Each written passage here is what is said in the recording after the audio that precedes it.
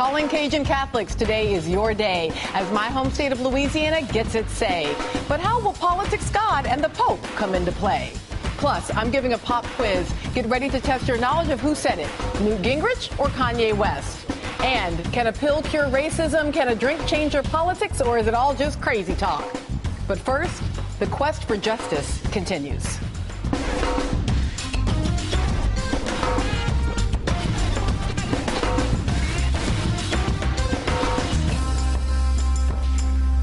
Good morning. I'm Melissa Harris Perry. Last week, I asked if the name Trayvon Martin meant anything to you.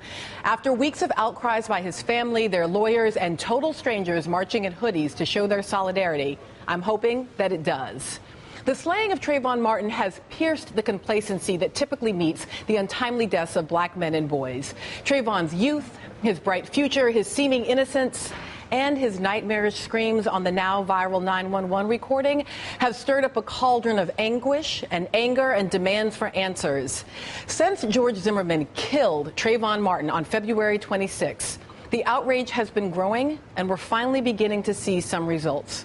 On Monday, the Justice Department opened an independent investigation. On Wednesday night, the Sanford City Commission voted 3-2 that they had no confidence in Police Chief Bill Lee. Lee felt the pressure and made this announcement on Thursday. While I stand by the Sanford Police Department, its personnel, and the investigation that was conducted in regards to the Trayvon Martin case, it is apparent that my involvement in this matter is overshadowing the process. Therefore, I have come to the decision that I must temporarily remove myself from the position as police chief for the city of Sanford. And the country is rallying. New York, Oakland, Milwaukee, and Washington, D.C. have each held marches in support of getting justice for Trayvon. Why the national outrage? Well, it's multifaceted. First, the history. Before Trayvon, there was Amadou Diallo, there was Sean Bell, and there was Oscar Grant. Like Trayvon, each of these innocent young men was shot and killed while unarmed. They each left behind grieving families who were forced to deal with their untimely and senseless deaths.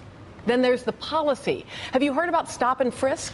The 1968 Supreme Court ruling in Terry versus Ohio allows police to stop and frisk any person on the street based on reasonable suspicion. It's a practice used by the New York City Police Department, and between 2004 and 2011, nearly 9 out of 10 of those New Yorkers who were stopped were completely innocent. And according to the New York Civil Liberties Union, furthermore, the bulk of those stopped were African American and Latino. Then there are the laws, state laws that can lead to deaths like Trayvon's. Since Florida's adoption of the Stand Your Ground law, at least 20 other states have adopted laws that allow citizens to use deadly force when threatened outside the home. The Florida version was crafted in 2005 by former Florida State Senator Darrell Peden and current Florida State Representative Dennis Baxley. But according to a report in the Miami Herald, both Peden and Baxley believe that Zimmerman, quote, probably should be arrested and doesn't deserve immunity under the statute. However, they don't believe that the original law needs to be repealed. Florida State Senator Oscar Brannan does. He represents the district where Trayvon's mother lives and is calling for legislative hearings on the Stand Your Ground law. President Obama weighed in on the case yesterday. You know, if I had a son, he'd look like Trayvon. And, you know, I think they are right to expect that all of us as Americans are going to take this with the seriousness it deserves, and that we're going to get to the bottom of exactly what happened. Now, let's be clear. In order for the Justice Department to bring federal charges, they have to prove that Trayvon's civil rights were violated. They need to prove that the shooting was a hate crime. Hence the focus on the 911 recordings that call Zimmerman's possible use of a racial slur into question. Now, a Florida grand jury will hear evidence in Trayvon's case on April 10th. So we wait. And each of these issues is equally important to discuss. We're going to be talking about them over the course of this entire weekend. But let's begin now. Joining me now is Jonathan Metzl, professor of psychiatry at Vanderbilt University and author of Protest Psychosis, Adam Surer of Mother Jones Magazine, and Nicole Polt-Bell, president and founder of the nonprofit group When It's Real, It's Forever. She lost her fiancé, Sean Bell, in 2006 on their wedding day. But first, let's go to Sanford, Florida, and NBC's Ron Allen, who has been covering the story there. Ron? Good morning, Melissa. How are you? Good morning. Obviously, all of us are shaken and watching, many of us feeling both sad and angry.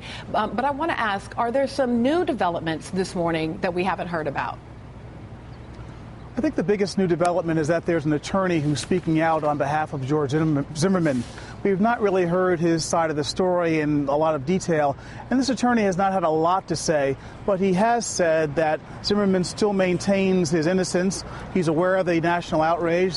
He says that he's under a lot of stress, and he's advised his client to remain in hiding because of the various death threats that are out there, he says. He also says that Zimmerman was injured in this incident. His nose was broken, the back of his head was injured, implying that he was on the ground in some sort of fight with Trayvon Martin, and that he was, in fact, a victim as well. So there's that out there now, which to some extent changes the conversation somewhat because we've not heard that side of the story.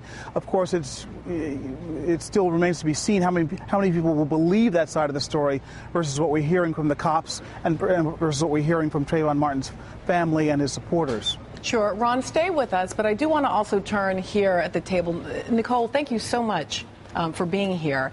And, you know, obviously we'd asked you to come and to join this panel to discuss Trayvon's case, but overnight there was a development in the case of your fiancé, Sean Bell, who, it's been nearly 6 years now, is that right? Absolutely. This year will be 6 years since Sean was taken from us. Killed, unarmed, by police officers who were not in uniform here in the city of New York. And we learned today, it's in the New York Times today, that the officer in the Bell killings is fired and 3 others are going to be forced out. So we're in a process now, just a month into this Trayvon Martin case. How does this make any difference to you, this new development 6 years later in your own case? Well, this gives us a little,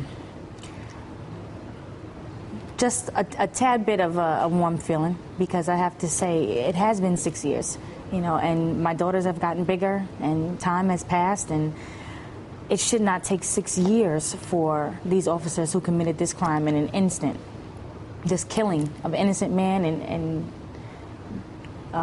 wounding of other innocent men, and just basically terrorized a neighborhood.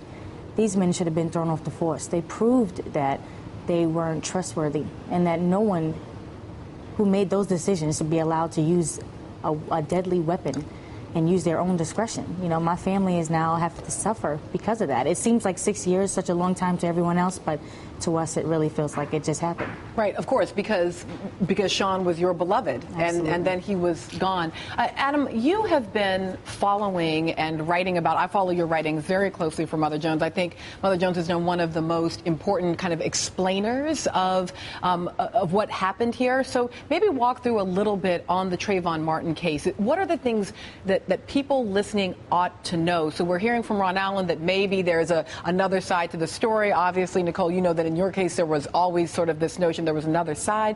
What do people following this story need to know, Adam? Well, I think the important thing is to understand the distinction between sort of regular self-defense claims and the Florida law, which is that the Florida law does something really strange, which is it asks the police to sort of make a factual determination, not, say, at trial where you're supposed to make those sorts of things, but it asks them to make a judgment call in the moment. You know, was this person acting in self-defense, right? And this is sort of how Zimmerman was let go, because the police, he wasn't arrested, you know, at the scene, because the police believed his story, in part because the law says that, you know, you have to have probable cause to think the person is lying about having acted in self-defense. And that's really what makes Florida's law sort of unique, because almost, you know, even though we have these laws on the books in 25 states, in almost every circumstance, if you say, I killed this person in self-defense, you're still going to have to prove it. But you'd have to prove it in court. We generally don't ask the police to make that judgment at the time. Now, Jonathan, I want to go to you on exactly this. Your work as a professor and as a psychiatrist, as both of them, is in part about this assumption about how people are making decisions. So we just heard Nicole Bell say these police officers were using their discretion in the case of the killing of her fiancé. And in this case, police officers making a discretionary choice about whether or not Zimmerman is to be believed. But most critically, Zimmerman making a discretionary choice about whether or not this unarmed 17-year-old kid poses a danger to him. What do you know What do you suspect you know from your own work about what was going on with Zimmerman in that moment? Well, I would say a couple of things. And one is that, I think part of what we're seeing is a very tragic, large telling of what happens in moments of snap judgments when there are so many guns around. And so, in a way, you have 2 seconds to make a particular kind of decision. And it's not surprising with the proliferation of guns that people are falling back on quick racial stereotypes, quick judgments. And, of course, those kind of judgments happen across our system. They happen in medical encounters. They happen in police interactions and other settings. But when two people have guns, and particularly when the person who is the aggressor in this case doesn't have any kind of training about kind of self-awareness about racial stereotypes, in a way, the stakes are so high and obviously so fatal in this sense. Ron, I want to come back to you on this question, because I think that obviously for so many of us who are observers of this, it feels like what's happening here was Zimmerman racially profiling Trayvon Martin. But we're hearing pushback, that can't be possible because, in fact, Zimmerman himself has Latino background or heritage. What are you hearing on the ground in the community there? Are people understanding this as influenced and inflected by issues of race? Yes, in a word, certainly. Yeah. Beyond this question of the racial epithet, there are a number of other issues, other things that Zimmerman said in the course of those 911 calls that suggest that he was going after Trayvon because he was black and certainly knew that he was black. And if you look back over the history of his 46 some odd calls to the police, there are a number of instances where Zimmerman, tells the officers that there are black teenagers involved. And I believe a couple of weeks ago, before this incident happened, there were 2 young black teens who were arrested and charged with burglarizing that community. So that whole issue of young kids doing wrong in that community, black kids, was very much apparently on his mind and his neighbors' minds at the time that this whole thing was going down. So yes, but I think a lot of people, are saying basically that's an issue, but the main issue is that there's a 17-year-old boy who's dead, whether he was black, white, or whatever. And the other issue, of course, is that it appears that Zimmerman was going well beyond what the expectations of most neighborhood watch volunteers would be. When you read that organization's handbook by the organization in D.C. that runs and sponsors these groups around the country, the rules say no guns. The rules say be the eyes and ears of the community. The rules say don't confront suspects. And by most accounts, Zimmerman was going well beyond that. Most people have never heard of a neighborhood watchman who carries a gun, let alone a 9mm semi-automatic. So beyond all these other issues, people are asking now, why is this guy essentially acting like a cop?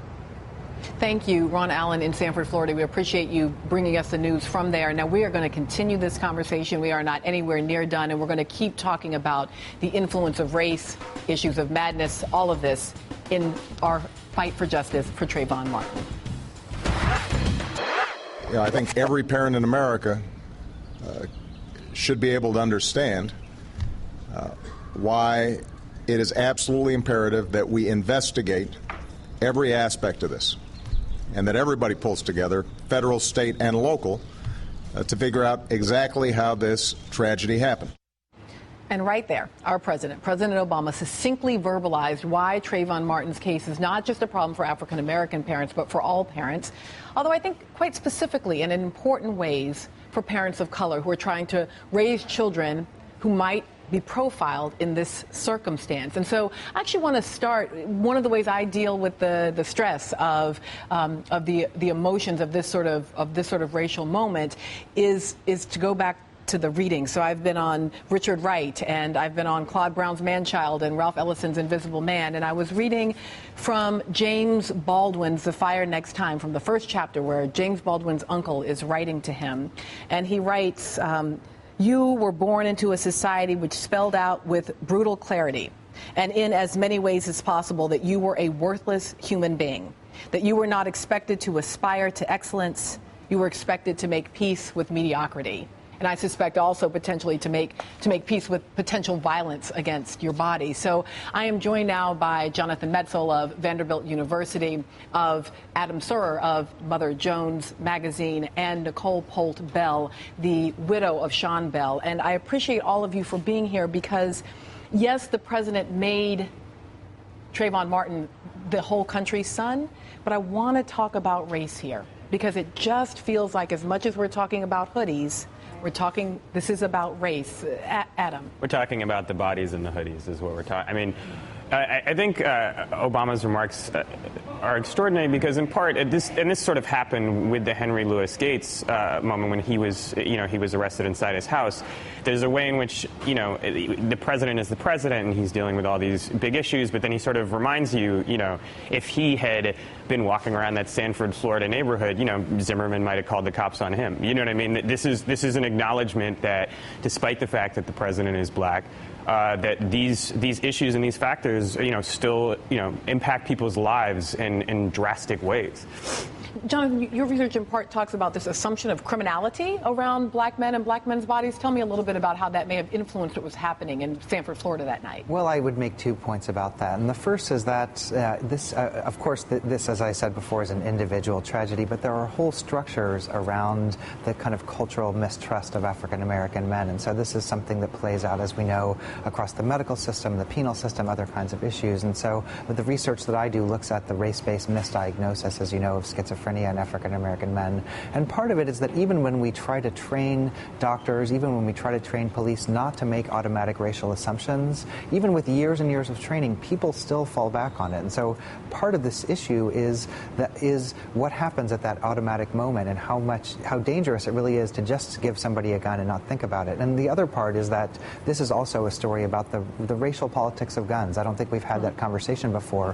One other book you might consider is Robert Williams' famous Negroes with Guns, a book from the 1960s where he's basically arguing that for self-defense, in a way, that there's this question of self-defense. And so the question of who gets a gun and who gets to defend themselves is itself a highly historically racialized issue. Oh, absolutely right. So self-defense is all fine until it's the Black Panthers who want self-defense, and then all of a sudden we need gun control laws. We were talking about this upstairs among my staff in Nerdland and saying, when I say a group of people in hoodies or in hoods, what does that say to you? Because we've been talking about, hoodies and Geraldo Rivera acting as though like young black men in hoodies. But when I think about something that is scary in a hood, my image, if my staff is up there and will give us that image, that's what scares me about people in hoods, right? It is the image of white men in Klan hoods that I find frightening. And so, Nicole, I want to ask you about this in part because one of the complications in this case that is emerging is this idea that Zimmerman is not a white man, that he has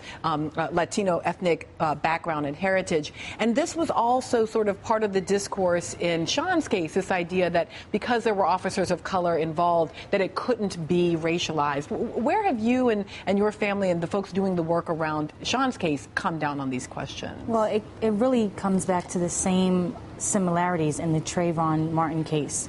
Sean and his friends were outside of his bachelor party, leaving the club, and one undercover officer, the officer who was fired today, chose to follow them because of the mannerism, their demeanor. And this is what was said in the court trial. So my family, we lost Sean because of their demeanor that night. And that doesn't sit well with us. And I honestly have to say that if I really want to send my condolences, my love, as much, hugs and kisses I could send to that family, because if it wasn't for this terrible, terrible tragedy happening to Trayvon, I don't believe that Ray Kelly would have made his decision right now during this time. It's been 6 years. We've had departmental charges hearings several months ago. And now, in the wake of these protests, in the wake of we have our now Detective Gascardez Nora has been fired as of today. The idea that Trayvon's death and the activism of his parents, who consistently said probably deserve a Nobel Prize for how they behaved, that they may be bringing some justice for Sean. I mean, it takes so much. It really takes so much, and I really just any support and any they need it. They need it. We need the community. We need everyone to stand up, because this is the way that this family is going to be able to heal now.